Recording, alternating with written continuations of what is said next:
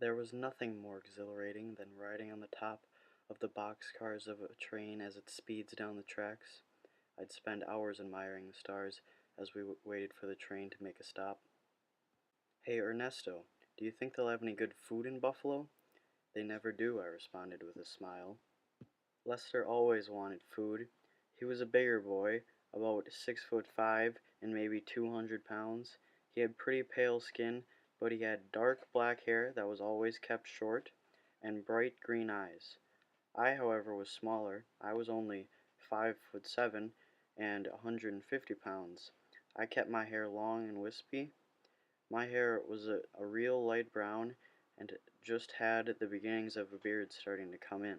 Me and him had been riding the rails for the last 2.5 years. Every time he'd ask the same question. He always knew no one had much good food these days, and we would take what we could get. Our goal was just to find work, get food, and maybe make some money too. Then we would move on to the next town.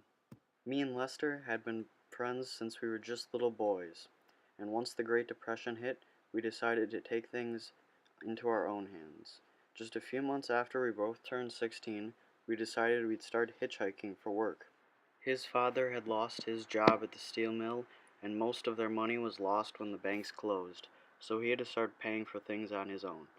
My pa worked at the railroad yard, but he barely made enough to take care of my mom and him. At least once a month we'd go home to Worcester in Massachusetts, and we would go see our parents. They lived right next to each other in pretty decent homes, and it was only about a mile from the railroad yard. Whenever we came home, we'd make a nice big meal, and we'd sit down and talk while we ate.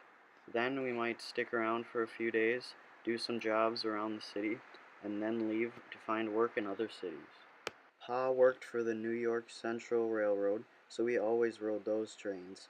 He had maps of the train routes, times the trains got and left the yards, what they were carrying, and which yards to avoid. Some of the train yards could be very dangerous. The men there were worried we might be coming to steal work away from them, so they would keep guns on them to keep us from getting off the tracks in their town. Recently, more and more of the railroad workers would try and keep us from getting off. The railroad yard in Buffalo was one of the newest to try and scare us off. An old friend of Pa told him that the railroad workers in Buffalo had just started to carry guns on them. He warned us when we left 2 weeks ago to stay clear of that railroad yard. In Albany, however, we had heard that there was some really good work in Buffalo. One of the men living in the shanty town said that some farmers were willing to pay good money to those who helped harvest their fields. Lester convinced me to go to Buffalo. The railroad workers just carry those to scare us off. I bet they don't even keep them loaded. Do you really think they'd actually shoot at us?" he said to me as we left Albany and hopped on the next train. I decided we'd try it out and take the risk. We were both looking forward to getting some good money. Then I felt the train start to slow down.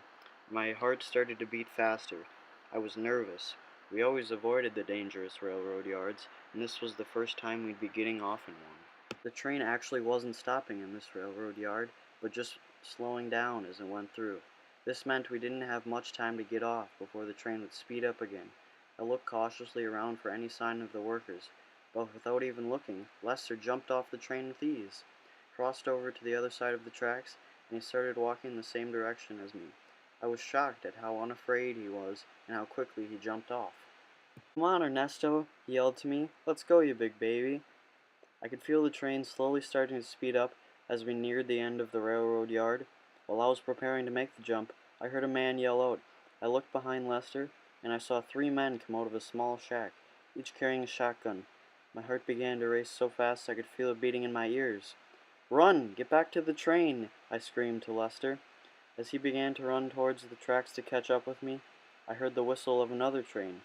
There was a different train coming in the opposite direction on the other set of tracks. If Lester didn't catch up with me in time, he would be cut off and trapped with the men that were chasing him. I could see Lester speed up as he noticed the other train, but it was too late. The train came flying by and cut us off. I couldn't see him or the men that were chasing him anymore. I stood there in shock as I heard the shot of one of the workers' guns going off. My eyes began to tear up as I left the railroad yard. I had lost Lester. Over the next few weeks, I spent most of my time doing work and thinking about what happened to Lester. I blamed myself for even letting us go into the railroad yard in Buffalo. I was the one that agreed to get off there. I was the one that believed it might be safer than it actually was. After I finished up the last job that I was doing in Cleveland, I got some food and decided it was time to head home. I hopped on the next train towards Worcester. I made sure that I avoided the Buffalo Railroad Yard, so I rode all the way down to Williamsport, Pennsylvania, and all the way back up to Lyons, New York. I couldn't handle going back through the Buffalo and seeing the spot where I last saw Lester alive. It took me almost double the time that it usually does for me to get home, but when I finally pulled into the railroad yard, I immediately felt safer. Then it hit me. I'd have to tell Lester's parents what happened to him. I thought maybe I could just leave and go somewhere far away. I could go west and make a different life, but I decided I had to do the right thing and tell them what happened to their son. I also couldn't just leave my parents, so I hopped off the train and started walking home. First I stopped at my house. Neither of my parents were home, but I went into my room and changed my clothes. I emptied all of my dirty clothes out of my sack and put everything on a pile to be washed. I went into the kitchen, washed my face, and then headed next door to Lester's house. When I got to the door of their house, I hesitated for a second before knocking. As I knocked, I heard voices inside and people beginning to move around. I was surprised to see that my mother was the one who answered the door. "Hi, dear," she said with a smile. "I'm glad to see you're finally home." "Hey, Mom, I need to talk to Mrs. My voice faded off as I saw him. I was shocked. I became so overwhelmed with joy as I saw Lester come around the corner. He was alive! I rushed past my mom to Lester with tears of joy. "I thought you were dead," I said as I hugged him. "Nah, I'm all good. I made it out of that railroad yard, no problem," he said with a smile. "How?" I said, standing back to look at him. "Well, the other train that cut me off from you, I just hopped on that one and was on my way," he told me. "You're one lucky guy," I told him as I shook my head in disbelief. "Come on, let's go eat." After we finished eating, we said bye to our parents and headed back to the railroad yard. We hopped on the next train and we were off again.